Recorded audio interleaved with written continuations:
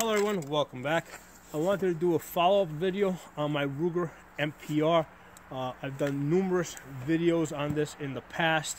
I've had this now for about 2 years, and one of my viewers asked for a follow-up video. I've now had this rifle for about 2 years. I've done some changes to along the way, used it in different ways, and I wanted to share that information with you guys. So first of all, from the beginning, I always intended for this rifle to be a distance shooting rifle. When I bought the Ruger MPR like 2 years ago, at the same time I immediately purchased this Primary Arms 1-8 scope. Okay, so at the time I paid something like $620 for the rifle, and it was I think it was $400 for the scope, but that included the base, which is a $100 value. Okay, so that's what I paid for it back then 2 years ago. I'm sure the last time I looked, this rifle was going for about $900, and I think that was like on sale. I mean, you're probably going to pay more, well over $1,000 for this rifle, not including the 1-8 scope on it. The great thing about this rifle, which I've covered before, it has an 18-inch cold hammer forged barrel, which, you know, supposedly makes it more accurate. It is my most accurate rifle. My best grouping with this rifle, at 200 yards, I hit a 1.5-inch group. I'm only been able to do that once. Okay, now at 200 yards, I am able to hit a 3-inch group pretty consistently. Okay, so take that for what it's worth. So it's about 3 inches at 200 yards, which puts it, I think, at like a 1.5 MOA. Okay, so that's what this rifle does accuracy-wise, because it's got that 18-inch cold hammer forged barrel. It also has a 2-stage trigger. So basically, when you squeeze the trigger, there's like a little bit of take-up. I think it's like a 1-pound take-up, and then it has a 3-pound trigger pull. So it's got a very light trigger compared to other mil-spec rifles. Now, on this one over here, 2 years in, I've got 2,000 rounds on it. I do shoot this less than my other ARs. The reason is because this is a dedicated distance shooting rifle. Okay, so like in 4 years, I did 21,000 rounds on my radical rifle, and I completely shot out the barrel. Okay, that's about the normal length of these rifles. So some rifles I shoot a lot. This one here, because it's a dedicated distance shooter, I generally shoot it less. Now, having that 1-8 power scope on this gives it that ability to go from, you know, to bring it all the way down to a 1 power, so that you can take a close shot. So the nice thing is, like, let's say you're shooting at distance, and these are drills that I'll sometimes do. So I'll be laying prone, right, shooting at distance. Or actually, let's say I'm shooting at bench, right? So I'm laying bench. I'm shooting at distance. Okay, I'll take that one shot, then I'll immediately come up, dial it down to 1 power, you know, dial it down to 1 power, turn around, take a shot, you know, in some other direction, a much closer shot. So I practice going from that 8 power down to 1 power as fast as I can. Take that shot. It's got a little knob here to help you turn it. It's not very pronounced, but it's there. It is, you know, slow and going. It is a little slow in going from like an 8 power to a 1 power.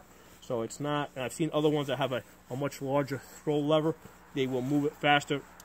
But I think that this is, I think, the best way that you can use this rifle, putting a 1-8 variable scope on there.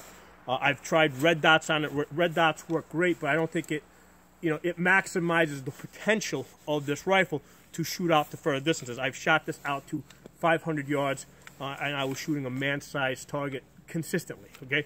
What else do I have on it? Okay, I've played around. First of all, I was for a while. I had a Streamlight 1000 Loom light on it. Right. That's before I had this stuff over here. Let me get this bipod out of the way for a second. So this is a nice bipod. This is an Aegis Bipod. I got this. Well, let's talk about the bipod then.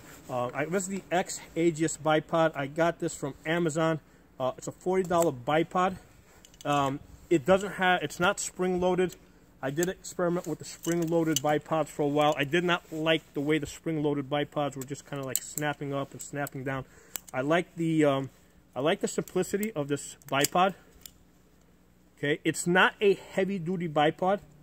Okay, but it is light. It's an M-lock bipod that attaches to the M-locks on the side, right? So let me get this back out of the way so you can see how it attaches to the M-locks on the side. And here's the thing. Once with this rifle, if you get a 1 to 8 variable scope on it, which adds about 1.5 pounds, you got an 18-inch barrel. Weight is an issue. This gun becomes heavy fast. Okay, right. So the gun adds weight. Having a sling on this rifle is really important. This is basically just a cheap $10 sling, but it works pretty good. I have the QD mounts at the front on the left side over here, and then on the stock on the outside over here, right? So I have the QD mounts. Let me get my hood up so I can get this on. So usually if I'm shooting this rifle, I'm doing a lot of walking, right? I'm walking somewhere deep in the woods. I'm setting up targets. I'm walking back out, walking back in to check my targets, right? So I need to basically, sometimes I may not want to leave the rifle unattended. So I want to have a way to get this rifle on my back so that the weight of this rifle is distributed and I can walk through the woods without tiring myself out, or without, and also to be able to carry stuff, right? But sometimes I'm carrying targets, I'm carrying other things. So having a sling on this rifle is imperative, okay? So here's the thing with this rifle. Because it is a longer barrel, which adds a little extra weight, we're going to put a 1 to 8 variable scope on it, which adds a little weight. We're going to put a bipod on it. I want to put the lightest bipod I can put on it because, again, the ounces are starting to add up here, and I'm getting into a heavy rifle here, right? So I want to keep this as light as possible to do the things that I want it to do, right? So I'm not going to get too crazy. I'm not going to get too deep into putting things on it that I might use. I'm going to focus on putting things on it that I know I will use, okay? So that's one of the things that I quickly figured out, because at one point I had a, let me take the rifle back off. At one point I had a 1000 Loom light on this, okay? And I actually did a video with this where I was actually shooting it out. With a 1000 Loom light, I was able to shoot this out at night. I think the max distance I was able to hit was 140 yards. Okay, 140 yards. The light is good out to, it's supposedly good out to 300 yards, but realistically, when you're shooting through the woods with a 1000 Loom light, it's a struggle to see out to 140 yards. And as far as doing, trying to shoot something that doesn't want to be seen, you're lucky if you're able to, see something at 100 yards. Most of the time, you'll be shooting at 75 yards. But that said, I did have a 1000 Loom light on this at one point, the Streamlight that was hanging off the side. I had a pressure pad on top. Had that there for about 2 weeks, and decided I absolutely hated it. It added unnecessary weight to the rifle, and in such a way that it was not likely to be used, that I wasn't going to be using it. So what I've decided to do with this rifle is, if I want to put a light on this, right, what I'm going to do, I've got here a Streamlight, the Streamlight 1000 Loom pistol light. Well, that can just go on the top rail right here, right? I'm not going to, basically you turn this to clamp it down. I'm not going to bother to do that. So this is light. It's small. It goes on and off really easy, all right? And when I don't want it on there, I can easily take it off, and I don't have to worry about running wires and zip tying them down. And then I can easily activate this with my thumb, right? So I can come here, I can activate this with my thumb when I want to use it. Okay, because I have the bipod folded up over here, I'm going to bring this further back over here. I'm not going to put it at the front over there, even though it might give me a little bit of a shadow. Realistically, if I'm using a light on this gun, it's probably going to be at really close when I don't expect to be using it. Okay, so again, this is a distance shooting rifle, so the idea here is that we're setting up for a distance shot, and then we're not expecting to get into close quarter combat. But if we do have that situation of close quarter combat where it's not expected, this thing's, after you take your distance shot, you immediately rotate this down to that 1 power. So this gun, its normal position is 1 power. Okay, when you go to pick up this gun, you always want it in 1 power. So you pick up this gun, that's functioning like a red dot. Okay, so you set yourself up, you take your distance shot. For the purpose of that distance shot, you rotate this to 8 power, set up your bipod, take your shot. Then basically, as soon as you're done with your shot, roll this back down and get out of that position, right? But if you do find yourself in a situation where now you need to use this gun defensively, right? Because in a situation where you're not expecting, the gun's already, the scope's already in the 1 power, and then you've got this light. In a nighttime situation, I would basically take this out of my pouch or my kit, or wherever, and mount this on the gun, right? I wouldn't keep this on here in the daytime because that's just adding unnecessary weight. So this goes on and off pretty easy. So at nighttime, I would mount that. I'm going to put it in front of my scope here. It's low enough down that it doesn't interfere with my vision.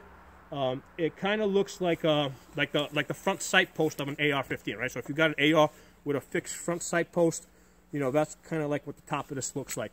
So that's not an issue at all, having this mounted on top of there. All right. So if you don't need it, you just take it off. You don't want extra weight on a gun that's already heavy. So that's how I use this. Now let's talk about the bipod for a second. This is a lightweight bipod. As I said, it's attached to the rails on the side. No springs. I found that the springs are just a pain in the ass. They just kind of snap.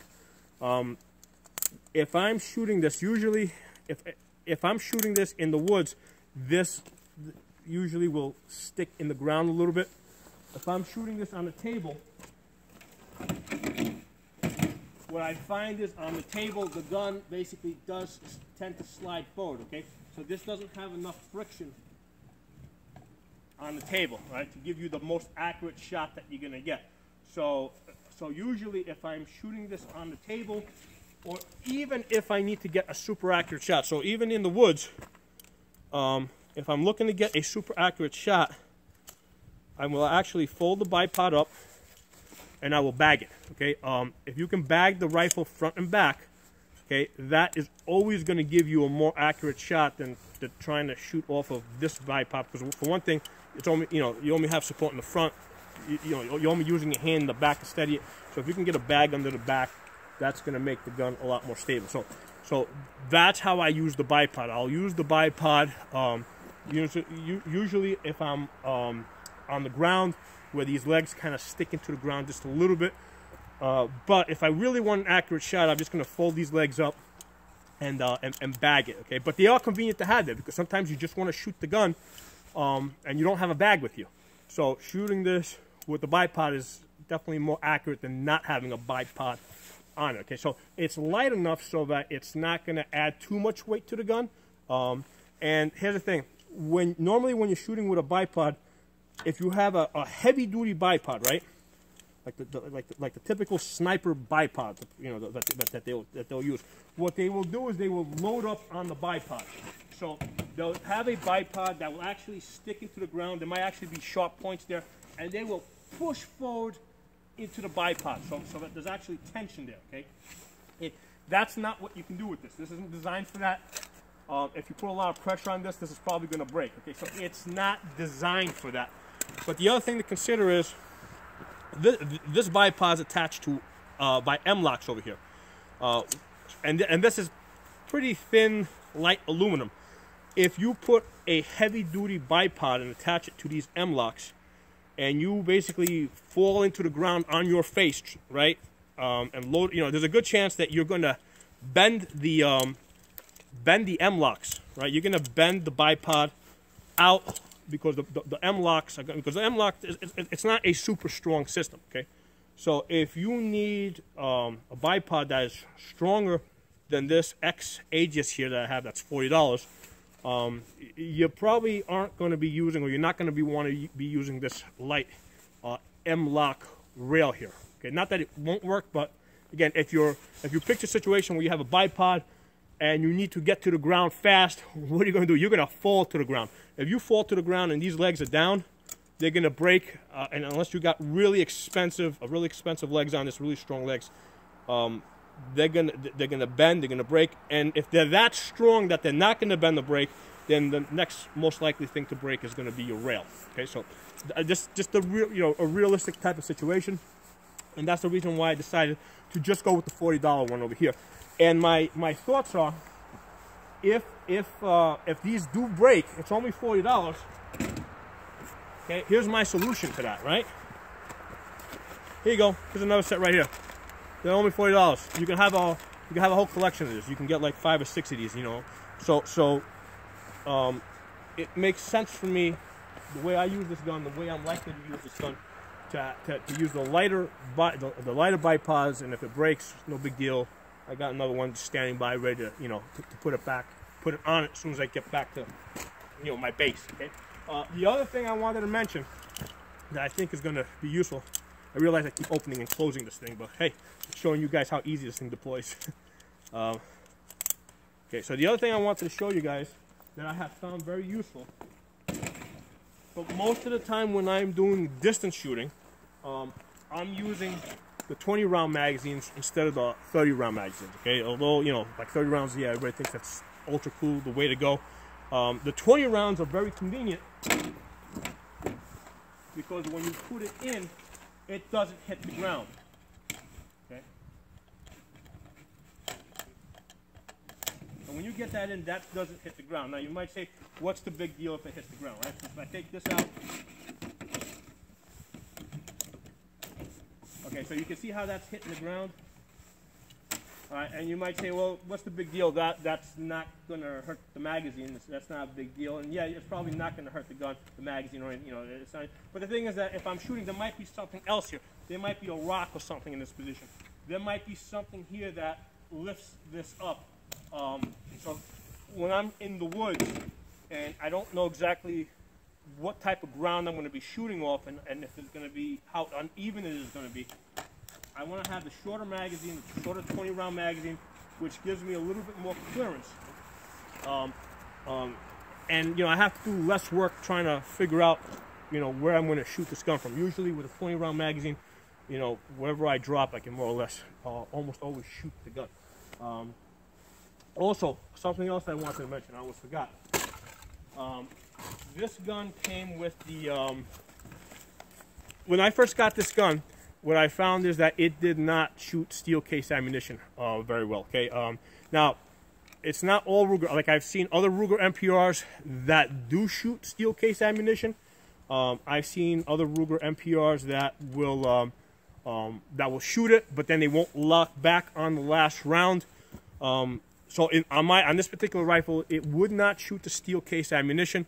And the other thing that I found is that even if I was shooting like brass, like Remington 223, okay, it shot it well, it would lock open, and then what would happen is somewhere around 300 rounds, it would stop locking open, okay, because as the gun got a little bit dirtier, there was a little bit of resistance there, the gun would stop locking back on me, okay, it would still work, it just wouldn't lock back on the last round, and if I continued to shoot it well past that, then I might, you know, I might get a failure to feed. So, you know, what's happening here is this gun is designed to be very low recoil, right? It's got a full length gas system.